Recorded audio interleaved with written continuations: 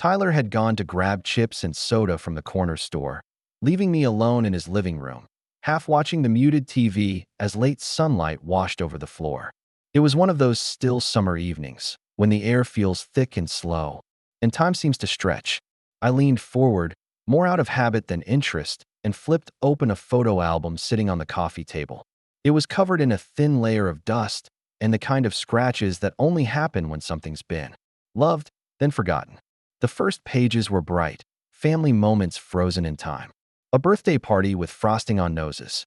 Tyler as a kid in a pirate costume. A Christmas morning with wrapping paper chaos. But it wasn't those images that caught me. It was her, Tyler's mom. In every frame, she seemed caught in between things, half laughing, half looking away, always in the periphery.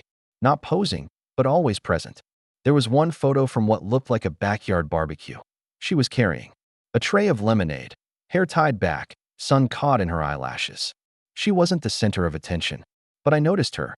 I don't know how long I sat there turning pages, studying the flicker of time on her face. There was a warmth in the way she held others, the way her hand rested gently on the back of Tyler's head in one candid photo, the kind of gesture that didn't make it into most albums. I was flipping another page when I heard the front door creak open. Tyler walked in, plastic bags rustling in his hand. He glanced at me, then at the open album. "Oh," he said, setting the bags down. "That old thing." I nodded, offering a casual shrug. "Some nice shots." He grabbed 2 sodas and tossed me one. "Yeah, she took a lot of photos back then. Always had a camera in her hand." I hesitated, then asked, "She a photographer or something?" "Nah," he said, flopping onto the armchair. "Not professionally. Just, I think it helped her stay grounded. Especially after Dad left." I kept flipping slowly. The images began to shift. Tyler in middle school, braces and shaggy hair. A dog I never met. The house's paint still fresh. Then Tyler said something that made me pause. "You haven't seen the deepest ones yet." I looked up. He was watching the screen, some car chase playing in silence, his expression unreadable. "What do you mean?" I asked. He took a long sip of his drink, then shrugged. "She kept some separate. Not in the albums." Said they weren't for everyone. Something about the way he said it, not accusing, not warning, just stating it, made the air shift. I closed the album, my fingers lingering on the cover. The room felt different now, like I'd stumbled into something I wasn't supposed to notice. Later that night, after I got home, I couldn't stop thinking about it. Not the photos, exactly, but the way he'd said it. "You haven't seen the deepest ones yet." And I wondered what someone hides when they already live half in the background. The days were folding in on each other by then, summer thinning into something quieter. I'd been packing up boxes, preparing for the move, a new city, a new job, a new version of myself I wasn't entirely ready to meet. Tyler knew I was leaving, though we didn't make a big deal of it. He made jokes about how long I'd last in a place with actual winter, and I laughed because that was easier than saying I'd miss any of it. But I wasn't thinking about him. I went by the house one last time, just to return something. A borrowed record, scratched but still playable. Tyler wasn't home. His car was gone. But she was there. She opened the door before I knocked, like she'd been expecting me. "I won't keep you," she said. Her voice was soft. She looked like she hadn't slept, but maybe that was just the way the light curved around her. "I just wanted to give you something." She handed me a small envelope, thin and sealed. My name was written on it in blue ink. "Don't open it here," she said, and smiled. Not sadly, just knowingly. I nodded, slipping it into my jacket pocket. That we stood in the entryway for a moment that felt longer than it was. I thought she might hug me. I thought I might reach for her hand. But neither of us moved. We just looked at each other the way people do when they know this is the last time they'll be in the same space, breathing the same air. "Thank you," I said, though I wasn't sure for what. She didn't ask. The ride to the station was quiet. I didn't play music. I didn't call anyone. Just drove through familiar streets that already felt like they belonged to someone else. The train platform was nearly empty. I boarded early, found a window seat, and watched the town grow small in the glass. It wasn't until we were deep into the countryside that I opened the envelope. Inside was a photograph. It was me, sitting on the porch weeks ago, laughing at something out of frame. The sun was slanting across my face, catching in my hair. I had no memory of her taking it. No sense of the shudder. But she had been there, watching. Choosing to hold that moment, I turned it over. On the back, in the same looping blue ink, she'd written, "Some moments are meant to be remembered, not explained." I read it twice, then again. And something in my chest ached, in the way that beautiful things often do. I leaned back in the seat, photo resting lightly in my hand, and let the motion of the train carry me somewhere else. I didn't cry. It wasn't that kind of goodbye. It was the kind that stays with you quietly. The kind you feel when you hear a song you used to love, or catch a scent in a stranger's sweater. The kind that lives not in the dramatic acts, but in the pauses between them. She had given me a moment, one I didn't know she was keeping, one that now belonged only to me. Outside, the trees blurred into fields, and the light began to soften. I slipped the photograph back into the envelope, closed my eyes, and let the weight of her words settle. Some moments are meant to be remembered, not explained. It started with a stuck box and a crooked ladder. Tyler had left earlier that day, heading out to meet friends across town. I'd stopped by to return a book, one his mom had lent me, a collection of short stories with pages dog-eared and all. The quietest places. I was about to leave when she called from the top of the hallway ladder, a dusty bandana holding back her hair. "Do you mind giving me a hand?" she asked. "These boxes are heavier than I remembered." I hesitated, but not for long. "Sure," I said.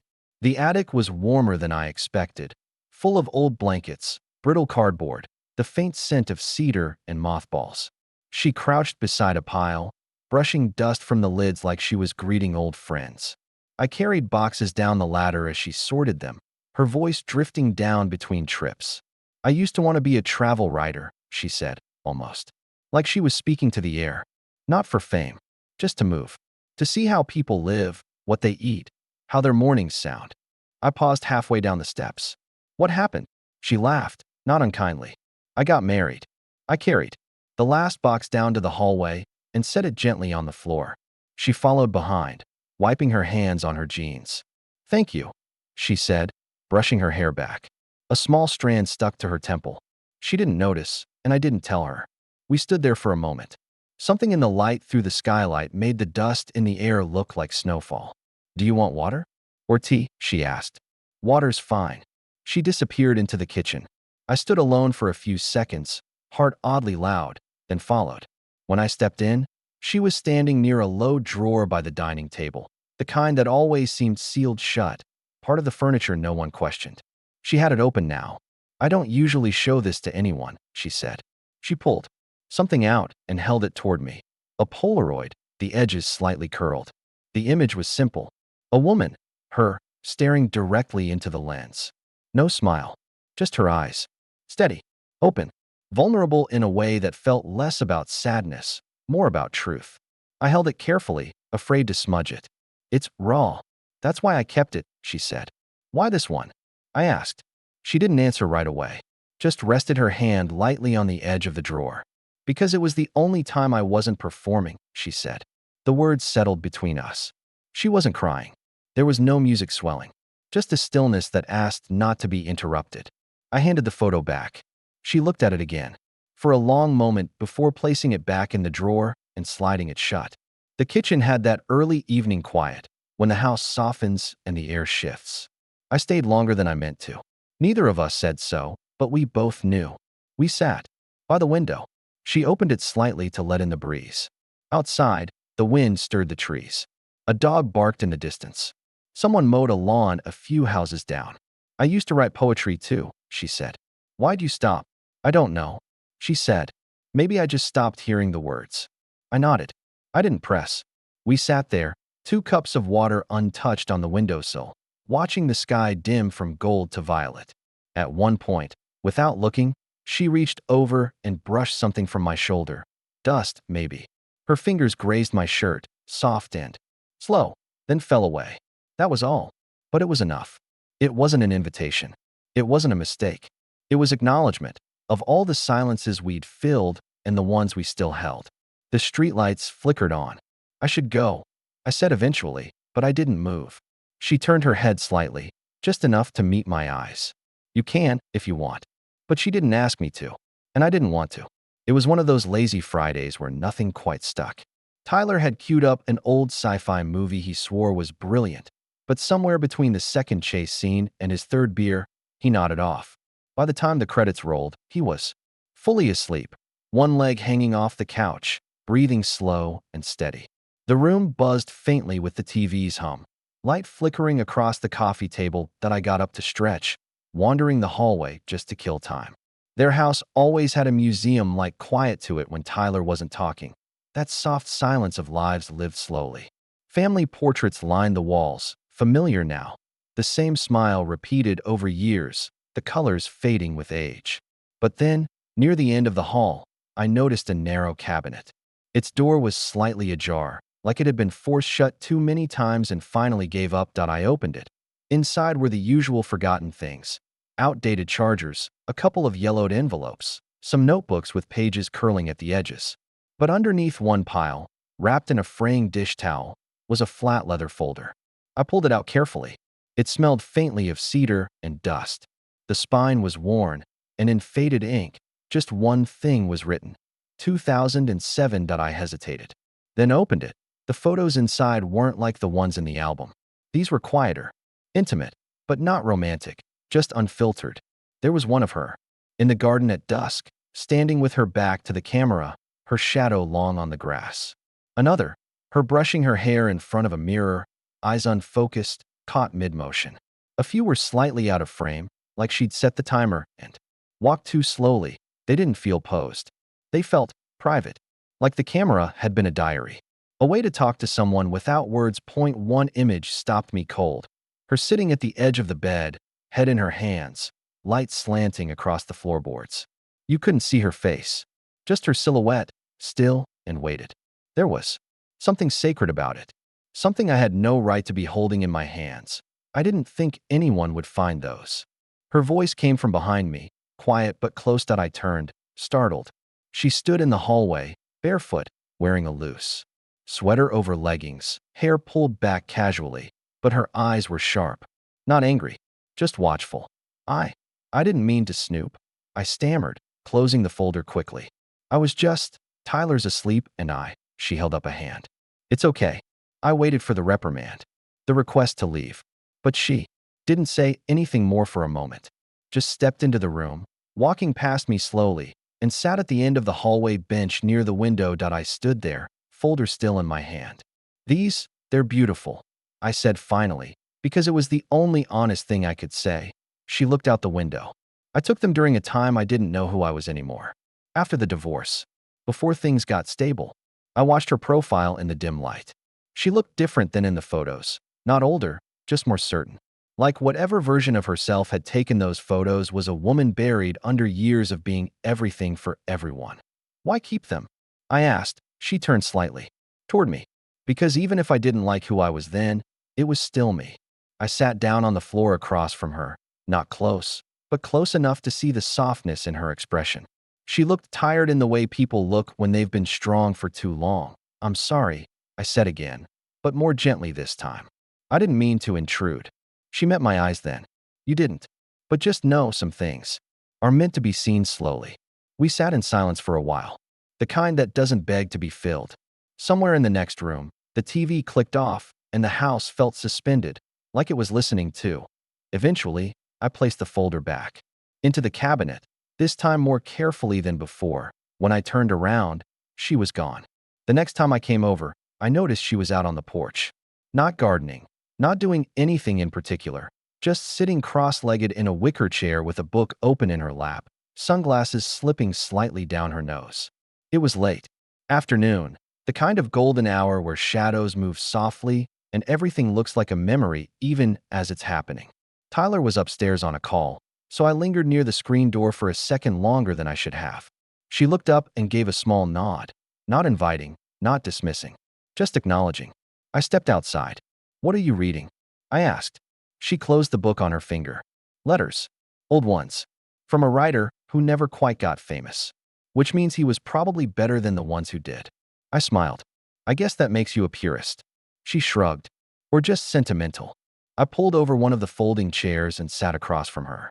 For a few minutes, we just listened to the wind brushing through the trees. The air smelled like cut grass and something vaguely sweet, maybe jasmine. She sipped from a pale mug, both hands wrapped around it. You come by more these days, she said eventually. Not accusing, just observant. I hesitated. Tyler's easy to hang out with. Doesn't overthink things. She smirked. He's like his father in that way. All instinct, no memory. I didn't ask what that meant. I didn't need to. Instead, I said, do you ever think about time? Like, how fast it moves once you start paying attention. She looked at me then. Really looked. Her sunglasses were off now, resting on the little table between us. I think about that constantly. Her voice had softened, like she was no longer speaking to me directly, but to some version of herself that had been waiting to be asked. That's why you took the photos? I asked, before I could stop myself. She didn't flinch. She just looked past me, toward the garden. People say a photograph captures a moment, but I always thought it buried it, turned it into something else. A version that people could accept. I listened. The wind shifted slightly, brushing her hair back from her temple. I used to photograph myself so I wouldn't disappear, she said after a moment. I thought if I could see myself, I wouldn't feel so much like I was vanishing. It didn't sound dramatic when she said it. It sounded ordinary, and in that ordinariness, it landed deeper. I didn't know how to respond, so I didn't. She stood and stretched, then turned to the screen door. I nodded. Inside, the house felt quieter than usual. Tyler was still upstairs, music thumping faintly through the ceiling. She moved slowly through the kitchen, barefoot, setting a pot to boil. I sat at the counter, watching her without meaning to. She had that kind of presence, not commanding, but specific, like everything she did had weight because she didn't waste movement. Do you want honey or sugar? She asked. Honey, I said, if it's not a bother. It's never a bother to be kind, she said, almost like she was quoting someone else. We sat at the kitchen table, tea in our hands, steam rising between us. She stared at the light coming in through the blinds. You ever wonder what people see when they look at you? She asked. Sometimes, I said. I think most people see what they expect, not what's really there. She smiled faintly. Exactly. She took a sip, then set the mug down gently. In those photos you saw, I wasn't trying to look beautiful. I just wanted to see myself, not as a mother or a wife, just as me. I nodded. You looked real. A pause. That's the hardest thing to be.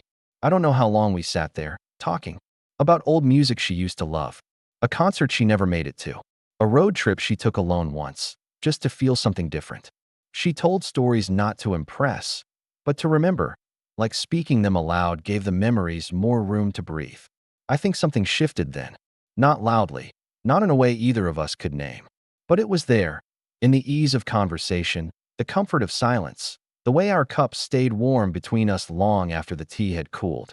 When I left that evening, I passed the hallway cabinet again. I didn't look inside, but I thought about those photos. Not what they showed, but what they were trying not to lose.